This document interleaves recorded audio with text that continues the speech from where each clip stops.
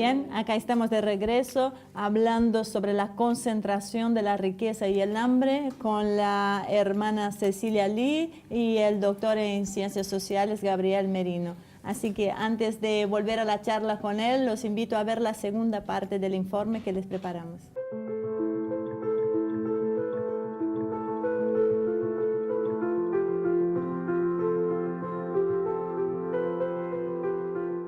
La aparición de gobiernos con sensibilidad popular en Latinoamérica consiguió que el hambre en la región cayera del 14,7% en el periodo 1990 a 92 al 5,5% en 2014-2016, lo que significa que 34.300.000 personas obtuvieron una alimentación adecuada a sus necesidades, según datos que proporciona la FAO. La región resultó la primera del mundo en cumplir con 2 metas internacionales de reducción del hambre, la de los Objetivos de Desarrollo del Milenio en 2000 y la de la Cumbre Mundial de la Alimentación en 1996. Gran parte de los resultados se deben a contar con políticas que enfrentaron a la lógica del mercado impulsada desde el neoliberalismo. Ahora bien, ¿qué puede esperarse para el futuro alimentario del planeta? La tecnología trae propuestas polémicas para combatir el hambre. La primera de ellas, y seguramente la más conocida, es la de la manipulación genética de los alimentos. Quienes están en su contra argumentan que las consecuencias sobre la salud humana son inimaginables, además de criticar el impacto ecológico que implica transformar selvas y bosques en sembradíos, mientras se hace lo propio con la cría de ganado, a la que se acusa de impactar seriamente en la concentración de dióxido de carbono. Existen numerosas alternativas para poder paliar el tema del hambre en el mundo. Una de ellas es el consumo de insectos. La ONU indica que la cría de grillos en términos de consumo alimenticios es 6 veces más eficiente que el de terneras y 2 veces más que la de cerdos y pollos. Vencer la repulsión podría entonces constituir un gran desafío para numerosas personas. Pero la ciencia no se detiene aquí. 2 propuestas innovadoras y de alta tecnología se ponen sobre la mesa. Una es la posibilidad de cambiar la estructura productiva en los países. Pero una alimentación a base de polvos convertidos en alimento también despertará discusiones y queda por verse su eficacia. La otra posibilidad es la comida in vitro. Laboratorios de cultivo de tejidos celulares en los que se producen carnes de consumo a partir de proveer los nutrientes necesarios. A pesar de los resultados deficientes por el elevado costo de producción, los intentos siguen firme, confiando en que la escala hará posible la aparición de este tipo de productos en los mercados. Pero, y a fin de cuentas, el problema persistirá si el ser humano simplemente es reducido a ser un consumidor. Si no se cambia ese concepto y no se logra considerar como un derecho inalienable el de la alimentación, nada de todo lo implementado resultará suficiente. Con el avance del neoliberalismo en Estados Unidos y en la Unión Europea, es de esperar un predominio del mercado como regulador, y la especulación impulsará los precios al alza dentro de una demanda creciente, condenando a la muerte y a la desnutrición crónica a miles de millones de individuos. El futuro se presenta incierto. El hambre aumentará y con ellos las guerras internas y entre naciones. Una élite privilegiada se beneficiará con esta política, que hace recordar la frase de Apocalipsis del jinete negro, que preanuncia hambrunas de las que solo se exceptuarán los pocos ricos. El nacimiento de un mundo multipolar, con naciones que ya han experimentado el hambre en sus propias poblaciones en tiempos cercanos, podría convertirse en la esperanza más consistente de poder cambiar esta situación. Tal vez sea la única solución posible, un cambio de sistema global que frene el actual predominio de las megaempresas que manejan a su conveniencia los alimentos a escala mundial, por un sistema más humano, en donde nadie pase hambre.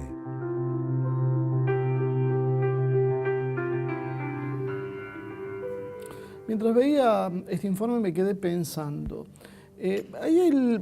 Nosotros estamos viendo que estamos en una sociedad que en los momentos en que los programas más populares tomaron control los estados, ¿no? Se pudieron hacer iniciativas que no sean tan restrictivas como las que provienen del neoliberalismo. Yo creo que se puso demasiado el acento en una serie de derechos que son de segunda generación, que son problemas que por ahí pueden ser importantes, discutibles inclusive en países del primer mundo, que ya tienen resuelto una serie de problemas, y parecería como que nos olvidamos de los problemas básicos nuestros, que es lo que vos decías, cambiar la estructura productiva de manera de poder generar algo que contenga a toda la población. No sé, ¿cómo ven esto? ¿Quién quiere empezar a contestar? ¿Nos equivocamos en el diagnóstico? ¿Teníamos que haber pensado más en los pobres y menos en otros derechos? Hermana, usted. Sí, la verdad que me cuesta pensar de que gobiernos populares, populistas, el gobierno con fuerte acento neoliberal, capitalista, para mí es en todo sentido es un problema de personas que tienen valores totalmente, en el fondo no le interesa el ser humano como seres humanos. Entonces, a mí me parece que, como decía el informe, ¿no?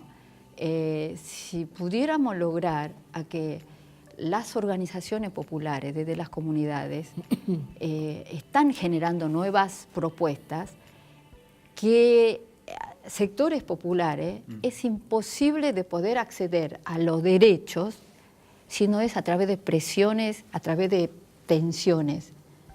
Porque, por ejemplo, digo, los cartoneros, el fin del año pasado era que hay un proyecto de ley que había sido medio sanción, ya estaba en el diputado, habían hecho, faltaba a los senadores, que era reconocer el trabajo de los cartoneros, que estamos hablando 100.000 familias involucradas en todo conurbano y capital, como servicio público.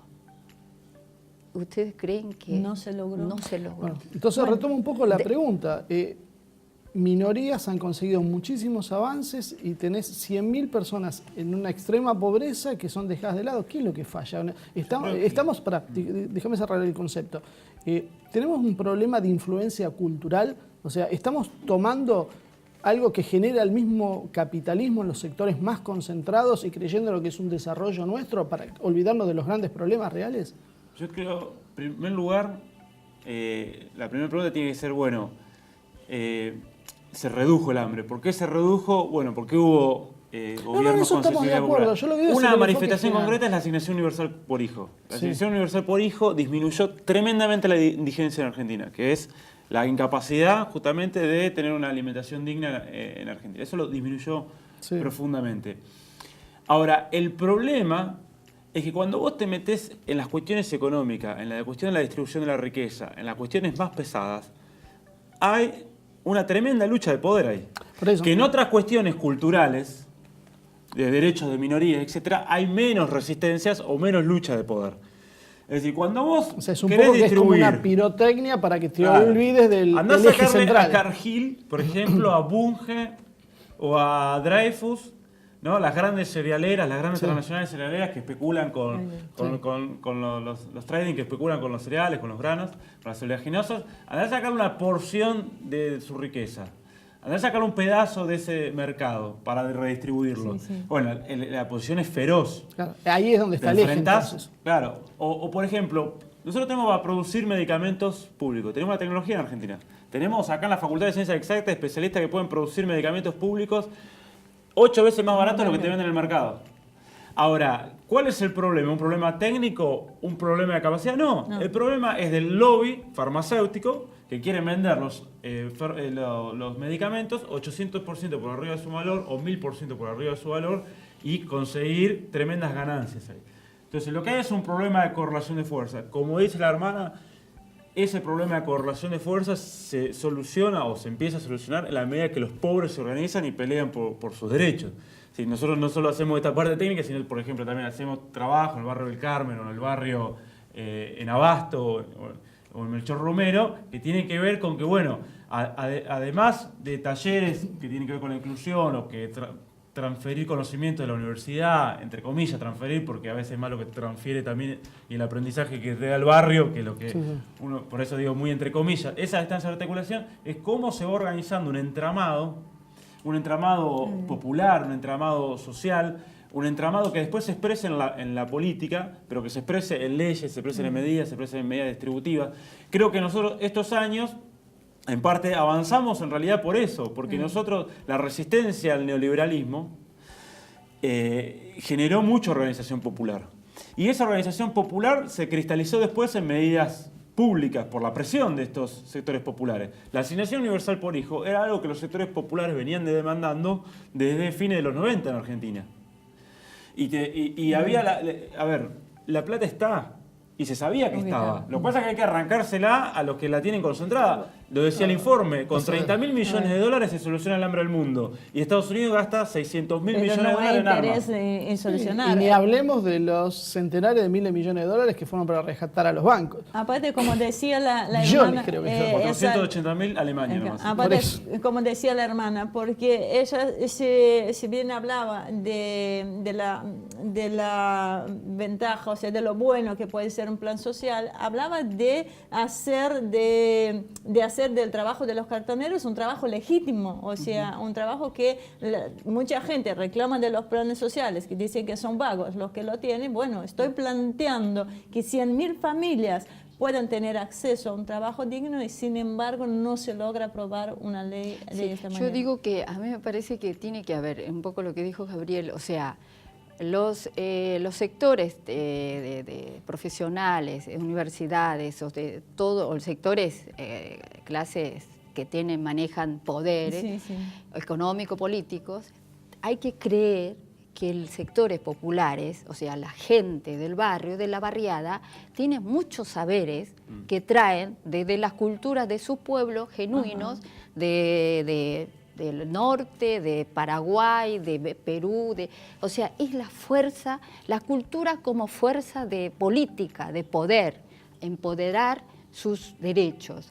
Y yo quiero decir, nosotros desde la Asociación de Cartoneros, desde hace 15 años, estoy desde el año 2000, la economía, la crisis peor, donde irrumpe toda la familia que salen a la calle, generamos espacios de trabajo que no son trabajos que lo buscaron, sino venían realizando, crearon nuevas estructuras donde la gente puede ahora poder decir, podemos vivir, son muchísima cantidad de compañeros y compañeras que viven sin ningún aporte del Estado que ponen el dinero y eso. Y después de muchos años, 5 o 6 años, una vez que cuando llegamos a visibilizar que es una organización que en el corazón de las cavas de la Villa Itatí surgen, empiezan a acercarse del Estado para también, pero el tema es que yo creo que es una cuestión de política pública, que creer que los derechos, de que cuando luchan la gente, sean a través de los piquetes, a través de porque nosotros cuando se nos apaga la luz, ¿qué hacemos? Nunca, si llamamos a la gente para que vengan a arreglar el municipio, podés esperar una semana, no tenemos resultado. Cortamos el acceso, a la media hora viene. ¿Cómo se explica, hermana, que siendo consciente, viviendo ahí, haya habido una gran cantidad de personas que ya sean, porque votaron de todas las clases medias, este gobierno ganó con un 51%, ¿cómo haya votado en contra de sus propios intereses? Porque las medidas que toma este gobierno no son precisamente para favorecer a las clases medias o a las clases pobres, digamos. Sí, es una opinión personal y creo que he compartido con algunos. Yo creo que no es un problema de ideología, es un problema de valores. O sea, los que decían Proyecto Popular Nacional que favorece a los sectores populares, pero había gran corrupción. Solamente funcionó con el clientelismo político. Eso no va. Entonces, los sectores que realmente padecemos todos los males que generan todos estos sistemas políticos, tiene que ser realmente genuino, creer que cada vecino, porque aunque piensen diferente, tiene que creerle. Entonces no es un problema ideológico, es un problema de punteros histórica que exacto. Entonces la gente quizás con la esperanza, otra de las cosas que faltó, termina de poder cambiar. La esperanza de algo distinto, porque estamos cansados de discursos políticos vacíos. sino El que problema tiene es que eso, ser ahí entra esa. la mano de Tiene que Durán haber, Barba y ahí está, llena tiene ese que espacio haber con gente, esperanza. gente que Y tengan después nos damos conductas cuenta que no es coherentes, que donde diga lo que yo digo lo voy a hacer. Entonces a mí me parece... Hubo una... La última pregunta, Marce, porque En ya su momento estamos por el se tiempo. discutió mucho el tema de la basura, porque si bien siempre fue una carga y creo que el 25%, si no me equivoco, de la ciudad de Buenos Aires del presupuesto se dedica a la recolección de residuos, se descubrió que era un valor en sí misma. Y ahí cuando se empezaron a organizar los cartoneros, se habló en ese momento que lo que pasa es que le estaban sacando el negocio a las empresas recolectoras, Claro. que obviamente la mayoría eran del grupo Macri. ¿Eso es algo cierto? ¿Es real? Sí, es, O sea, eso puede ser una de las causas por las cuales no queremos 100.000 cartoneros en la calle. fue uno de los motivos fundamentales para resistir Claro. la ley, porque ese negocio para algunos pasaba a ser un sustento para muchos y con la perspectiva solución de, y la solución de ecológica vida que tanto se digna, reclamaba. una solución correcta, pero así pasan un montón de cosas como eso. Sí. Cuando se planteó, por ejemplo, la ley contra la tercerización, no contra la tercerización, para hacer una tercerización responsable, solidaria, que cuando las grandes empresas tercerizan para bajar costos, que las grandes empresas te tengan que hacer cargo de esos que tercerizan, de los Sí, derechos que no pase laborales. como con los talleres Porque clandestinos. por lo que en general las empresas grandes tercerizan, porque ¿para qué? Para que las pymes, a veces muchas cooperativas asociadas a ellos, pongan en negro a la gente. Bueno, todo el desastre. Cuando se discutió eso en el Congreso, ¿qué contestó la Unión Industrial Argentina? Ay, no, eso me quita competitividad. Es decir, ahí empezaron los lobbies, tanto de la Unión Industrial Argentina como de las grandes transnacionales, para que esa ley no pase, que significaba mejorar la dignidad de la gente y la dignidad del trabajo, que fue uno de los grandes problemas que no se pudo resolver estos años. Nosotros, hasta el año pasado teníamos 34% de trabajo en negro. Y la gente que tiene trabajo en negro muchas veces no pasa hambre, pero está en una situación de vulnerabilidad tremenda, una situación de pobreza tremenda, con necesidades básicas insatisfechas. La verdad me encantaría recibirlos en otro momento, volver a dar, porque son temas que parece que los conociéramos y fueran tan cotidianos, pero hay una realidad, un trasfondo Aparte tremendo. uno piensa atrás. que en esta situación, con aumentos de electricidad del 700%, con aumentos de alimentos, con todo lo que se está viniendo, la cantidad de pobres que va a haber van a ser muchos más. De hecho, ya los primeros Aumentó estudios dan 1,5 millones. Gracias por venir, gracias Gabriel, realmente no Gracias a tenemos ustedes. más tiempo y bueno, sigamos adelante con todo eso. Sí. Bueno, hasta acá llegó el Gracias. programa de hoy, como siempre nos quedamos cortos con los temas, pero bueno, es cada vez más interesante. Muchísimas gracias por acompañarnos y los esperamos en la próxima edición de Humo y Espejos.